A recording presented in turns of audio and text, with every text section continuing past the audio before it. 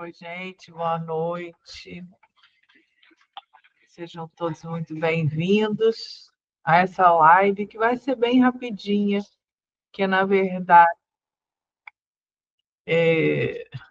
o sistema está instável, né? Todos saibam. Deixa eu só.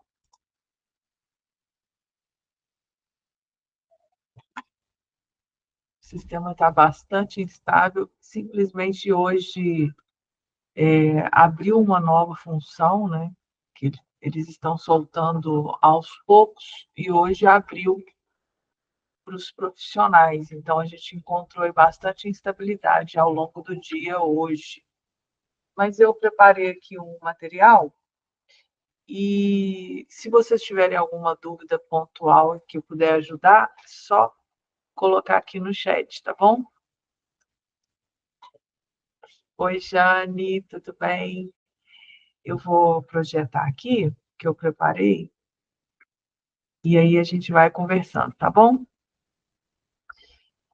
Deixa eu colocar aqui. Só um minutinho, então. Para quem ainda não me conhece, eu sou a professora Glenda Campos, sou doutoranda em Tecnologias da Educação, sou mestre em Educação, coordeno um curso técnico em Secretaria Escolar do Colégio Realengo, também sou coordenadora de um curso de pós-graduação na verdade, resumindo tudo isso, eu fundei uma rede colaborativa, que é a Secretaria 365 Dias. E com isso, essa rede, desde o dia 28 de maio, ela só se fala em ciência escolar, e é claro que é natural isso acontecer, porque a gente foi surpreendidos por um sistema novo, e com isso, algumas funções que vinham, né, já há muitos anos já funcionando, deixaram de funcionar, é claro, e a gente vai conversar um pouco sobre isso, mas basicamente eu senti um desejo de contribuir com alguma coisa neste assunto de hoje, que é o censo escolar, que é o sistema novo. Então, para a gente começar, o censo escolar, ele é uma fotografia. Então, assim, na verdade, a gente tirar uma fotografia da nossa escola, ele é o censo escolar. Então, é um retrato do que é a gente estar funcionando ali naquele ano letivo, nesse primeiro momento de 2025, tirar uma foto. Então, o que seria essa foto? Quantas turmas nós temos? Qual é a estrutura que nós temos? Quantos estudantes a gente tem em cada turma? Quantas turmas? Quantos professores? Quais são os professores? É um retrato. Então, esse retrato, né, essa fotografia anual, todo mundo tira esse retrato, né? Tira essa fotografia todos os anos, na verdade, é através desses dados que a gente coleta que a gente consegue moldar as políticas públicas, os recursos, o futuro. Então, se eu pudesse, de uma forma bem lúdica, descrever o que seria o censo escolar, seria uma fotografia da nossa educação, e aí pensando em cada escola tirando a sua própria fotografia. Tem alguns objetivos aqui que eu quero conversar com vocês ao longo dessa noite, que a gente tem que entender o que é o censo escolar e por que ele é tão importante, apresentar as principais mudanças, acessar o portal do Educacenso, compartilhar algumas dicas práticas, que eu acho que a minha dica prática pode ser diferente da sua dica prática, e aí, por isso, essa rede colaborativa funciona tão bem, né? Porque aí eu vou aprender com você, você vai aprender comigo, é isso. Se alguém tiver alguma dúvida, tentar, de alguma forma, contribuir, esclarecer, e aí reforçar essa importância dessa colaboração de umas com as outras, né? De uns com os outros. Mas vamos lá, afinal, o que é o censo escolar? A gente fala tanto desse censo escolar. E aí eu trazendo somente para a educação básica, porque o censo escolar também tem da educação superior, mas agora eu estou falando somente da educação básica. O censo escolar é o principal levantamento anual dos dados da educação. Ele é realizado pelo INEP, em cooperação com as secretarias estaduais, municipais, e com a participação de todas as escolas, tanto da rede privada quanto da rede pública.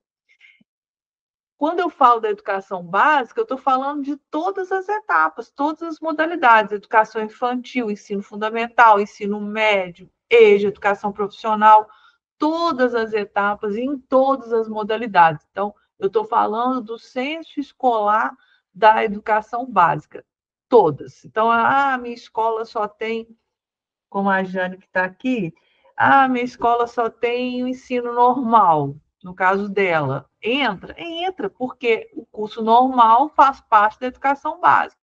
Na minha escola só tem educação infantil. Entra, a educação infantil é dentro da educação básica.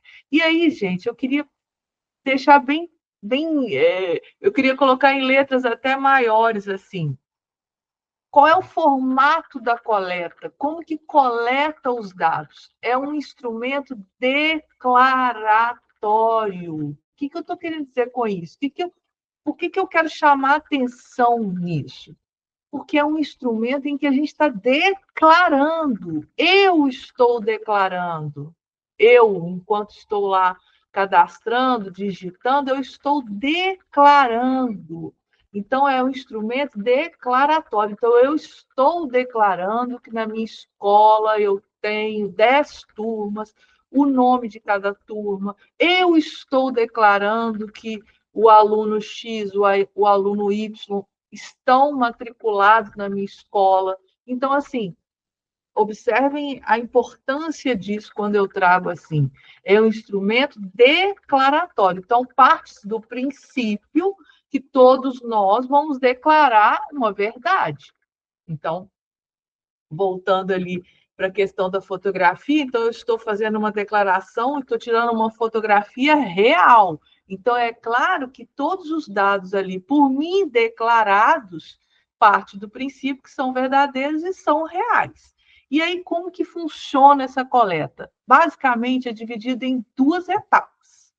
A matrícula inicial, que é essa, que é o maior volume, é o que demanda mais energia nossa, mais tempo nosso, porque eu tenho que, neste momento, na matrícula inicial, colocar todas as informações da escola, cadastrar todas as turmas, todos os alunos, os gestores, o corpo docente, relacionar o corpo docente à disciplina. Isso demanda muito tempo. Essa é a matrícula inicial. Então, beleza, estou nesta fase da matrícula inicial.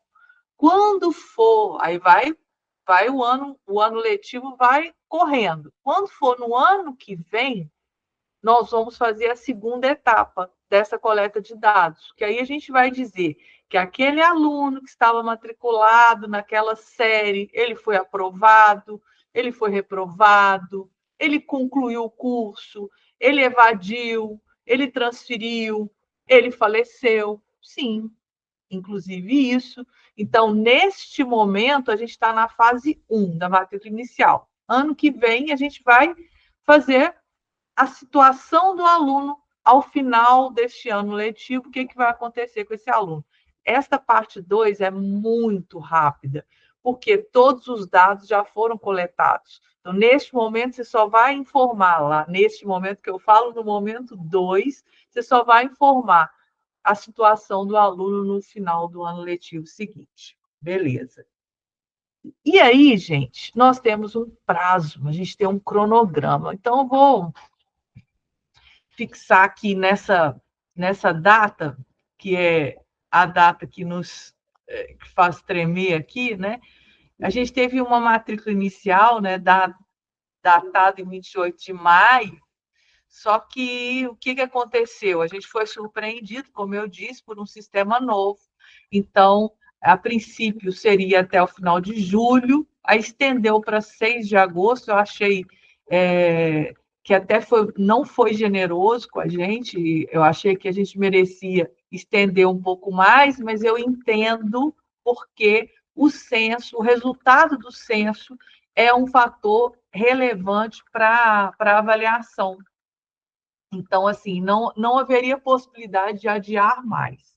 Então, essa é a realidade que a gente tem, e aí a gente vai ter que trabalhar com essa realidade. Então, nós temos aí 28 dias a contar de hoje para finalizarmos o censo. Então, é uma demanda muito grande e a gente está lidando com um sistema que consta uma instabilidade. Mas vamos lá. Os dados do censo escolar ele tem uma data de corte, digamos assim, que é a data de referência, que é 28 de maio de 2025. O que quer dizer com isso?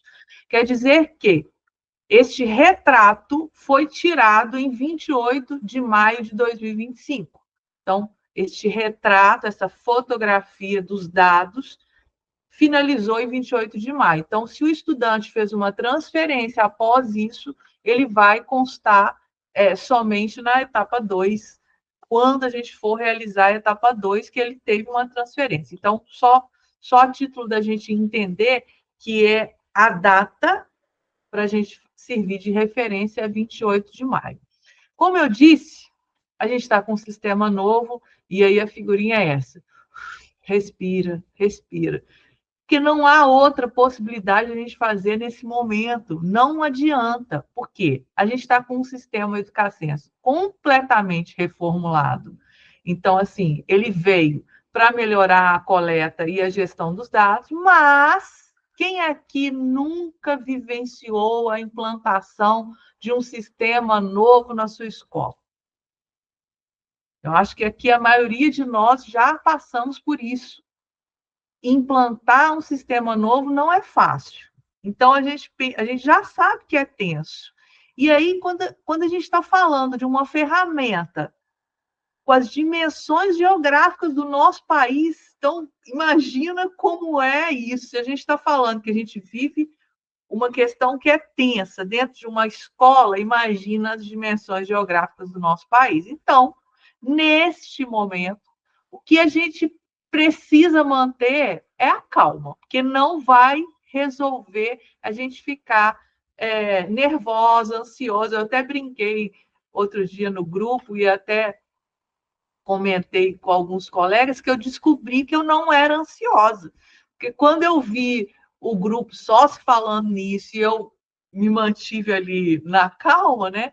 Dentro da possibilidade, aí eu falei, opa, não sou ansiosa, que eu achei que eu fosse ansiosa. Mas por que esse momento exige essa serenidade? Porque a gente está falando de uma escala nacional. A gente não está falando do censo do Rio de Janeiro. A gente está falando do censo na escala nacional. Então, o sistema vai precisar funcionar direitinho, eu até falei isso, porque são milhares de escolas. Não sei o que aconteceu com o outro canal, a outra live, caiu sem nada. Enfim, coisas de tecnologia.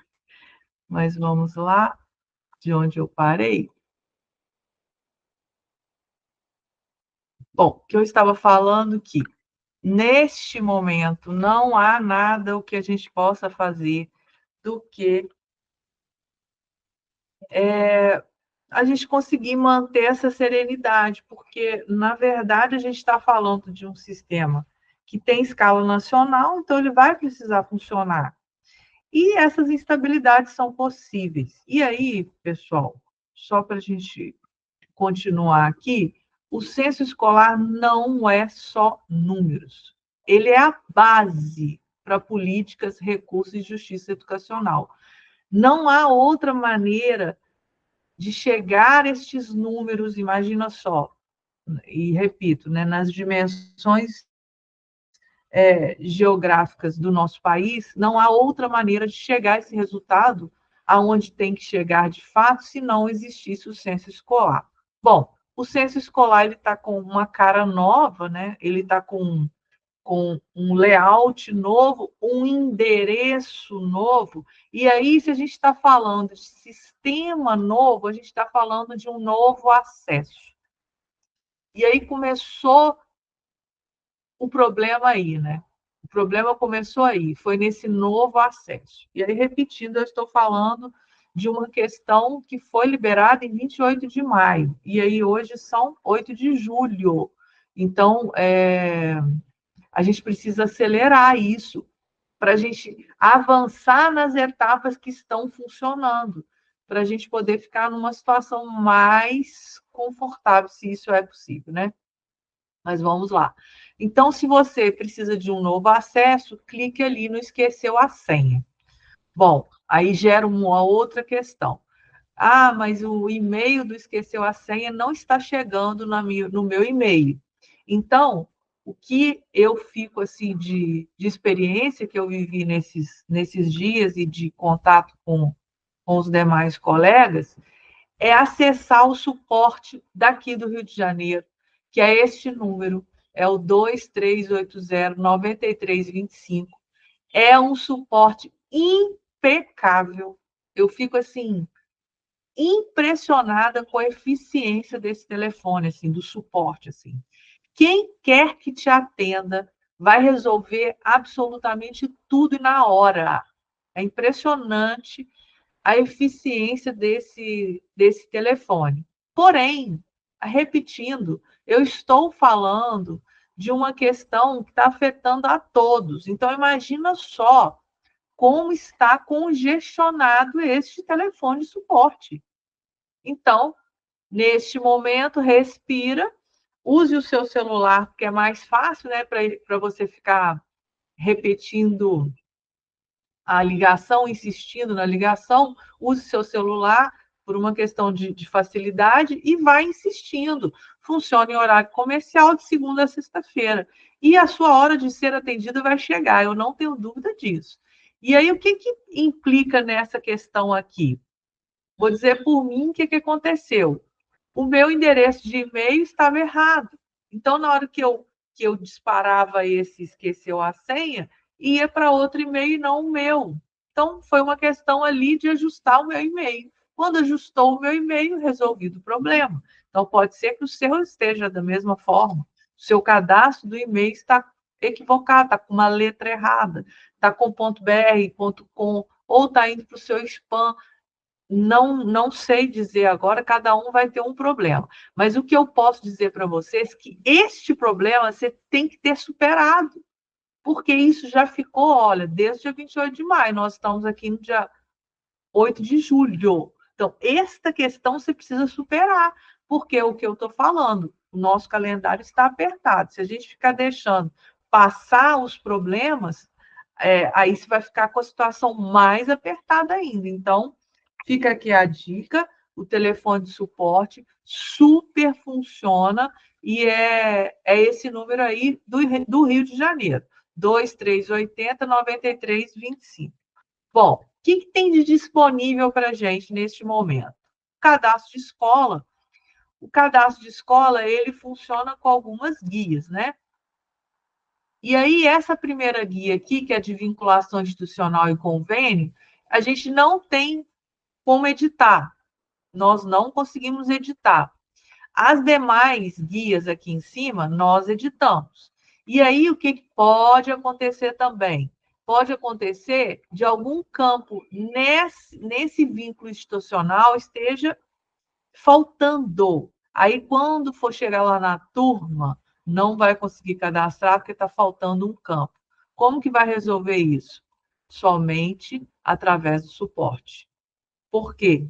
Esta guia de escola aqui, somente o suporte consegue resolver e é na hora, tá, gente? Eles resolvem na hora. As demais guias, funcionamento, estrutura, equipamento, recursos humanos, organização, são todas editáveis, vocês vão preencher e vão enviar. O que mais que está disponível? Gestão escolar, o gestor escolar. E aí, gente, eu queria deixar aqui como uma dica também, uma recomendação, que é extremamente importante, a gente pensar em cadastrar esse gestor escolar como representante legal, sabe? Porque a ETAP corre o risco de ser alterada. E aí? Se você precisar substituir a sua ETAP, vai estar amarrado lá no censo. O representante legal é mais difícil ser trocado. Então, mantenha esse gestor como representante legal. Por quê? Aqui embaixo você tem a possibilidade de criar usuários. Vocês podem criar vários usuários, mas o gestor deixa como representante legal e usuários, vocês criem os usuários, os executores, enfim, os usuários que vocês desejarem para cadastro do censo. Mas isso aqui também é só uma dica, não é obrigação. Se a gente fosse seguir aqui uma ordem aqui de menu, o próximo seria o profissional escolar e o depois o aluno. Mas por uma questão de ordem, de lógica, vocês vão precisar do gestor escolar pular para a turma. Porque você não vai conseguir cadastrar o profissional escolar, quer dizer, você não vai conseguir vincular o profissional se você não tiver turma cadastrada.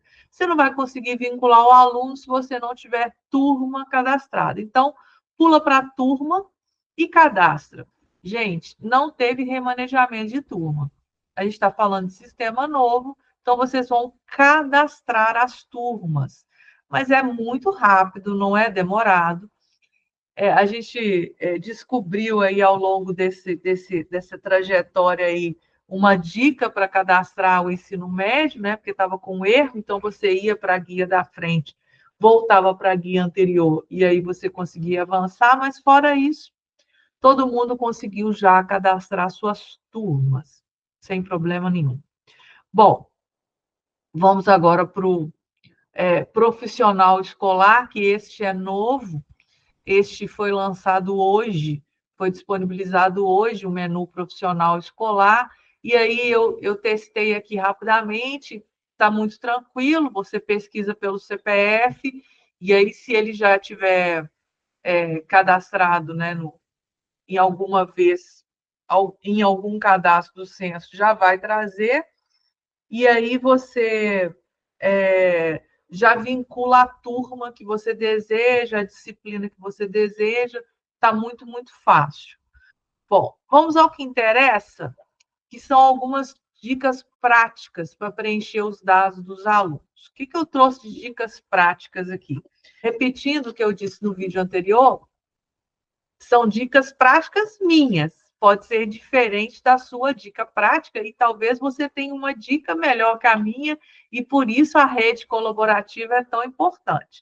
Então, antes de começar o cadastro propriamente dito no sistema, a minha primeira dica prática é ter um relatório por turma completo. O que eu tenho que ter nesse relatório?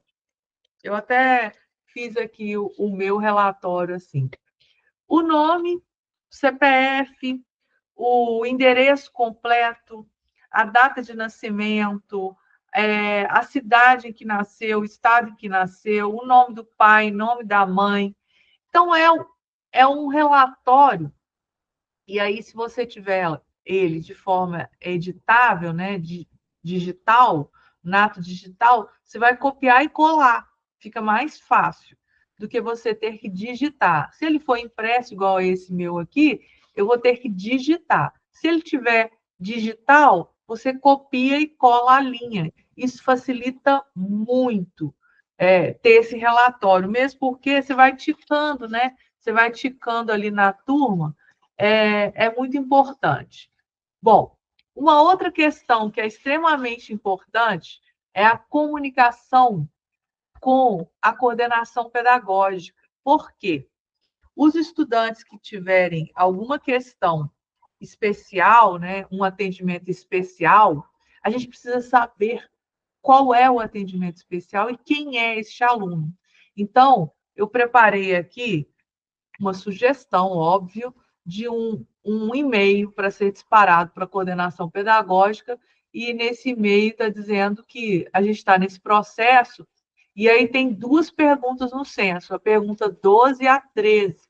E aí são campos obrigatórios que eu preciso receber isso da coordenação. A pergunta 12 é aluno com deficiência, transtorno do espectro autista ou altas habilidades de superdotação. Se a resposta for sim, eu preciso preencher o que é. Quais são as deficiências dele? É baixa visão, cegueira, visão monocular, deficiência auditiva, surdez, surdo-cegueira, deficiência física, deficiência intelectual, deficiência múltipla. Se ele é do transtorno do espectro autista, eu tenho que marcar. Se ele tem altas habilidades, eu tenho que marcar. Bom, entrei no censo, e aí vamos para o cadastro de aluno. No cadastro de aluno, pessoal, como que funciona? Você tem a possibilidade de pesquisar pelo CPF e pela pesquisa aqui, ó, detalhada. Então, é lógico que vai chegar um momento que todo mundo vai pesquisar pelo CPF, vai ser muito mais rápido, muito mais produtivo. Mas, nesse momento, suponhamos que a gente não tenha a segurança de dizer que os alunos estão cadastrados com o CPF. Então, para você ter a certeza que aquele estudante não foi cadastrado em nenhum momento da vida dele, é melhor você esgotar as possibilidades no filtro de pesquisa. Só lembrando o seguinte, a gente vai partir do princípio que a gente só vai cadastrar as crianças que estão ingressando na escolaridade, né? Eu digo assim, a gente imagina que todo mundo já tenha um cadastro pregresso de outra escola. Então, neste momento, a gente vai focar em cadastrar aquelas crianças que estão começando a escola, que aí é o que a gente entende que não teve nenhum cadastro nunca, que a maioria já tem um cadastro. Então você tem aqui a questão de fazer 3 possibilidades, na verdade. Uma, remanejar, se ele foi seu aluno em 2024, você vai remanejar para 2025, quando estiver funcionando, que hoje à tarde não estava, mas o remanejamento eu fiz, testei, estava funcionando, parou de funcionar nesse momento. Pode ser que agora tenha voltado, né? Mas mais cedo tinha parado, então você tem o remanejamento. Beleza, é um cenário.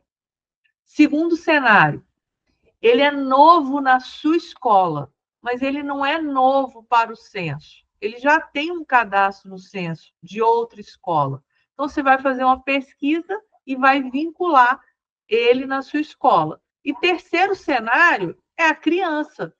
É a criança que não tem nenhuma escolaridade anterior. Então, aí é um cadastro. Então, beleza. Dito isso, o que a gente tem que fazer aqui agora? Aí vocês que vão se organizar aí. Vamos começar pelo remanejamento? Vamos começar pelo cadastro das transferências, né, daqueles alunos que estudaram em outra escola? Então, aqui, gente, é muito fácil. Se você testar pelo primeiro teste, digitou o CPF, pediu para pesquisar, ele veio, você só vai vincular ele à turma da sua escola. Primeira coisa. Digitou o CPF, pesquisou, não veio, não terminou de esgotar as possibilidades. Vocês vão vir aqui em filtros de pesquisa e vão digitar o nome completo, data de nascimento, uma filiação, já basta. E pesquisa. Vai aparecer aqui embaixo os alunos que foram cadastrados em algum momento em alguma escola anterior à sua. Aí você vincula a sua turma, aí ele passa a ser seu aluno.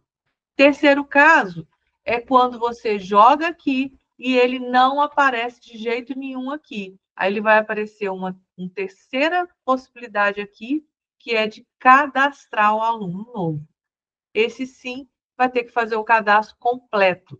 Por isso que uma das dicas que eu dei,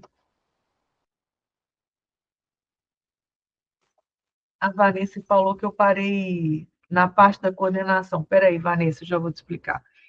Por isso que eu dei a dica de ter em mãos a lista completa. Por quê? Se nesse momento eu vejo aqui que eu tenho que cadastrar esse aluno completo, do zero, eu já tenho aqui todos os dados aqui na minha mão e vou lá e vou fazer o cadastro, tá?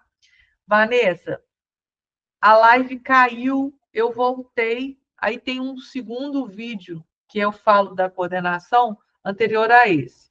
Na hora que eu terminar todos aqui, eu vou juntar as 3 lives em uma só e vou colocar disponível aqui no YouTube, tá bom? Não estou entendendo por que ela está caindo tanto, mas está salvo, fica tranquilo. Então, gente, é isso. Sobre alunos que eu queria falar era sobre isso.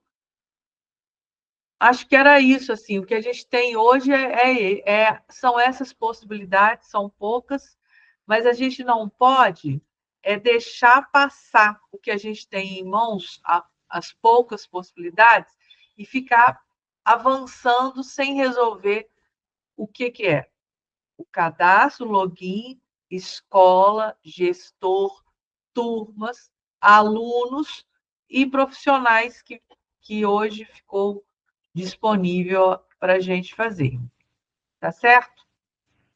Alguma dúvida, pessoal?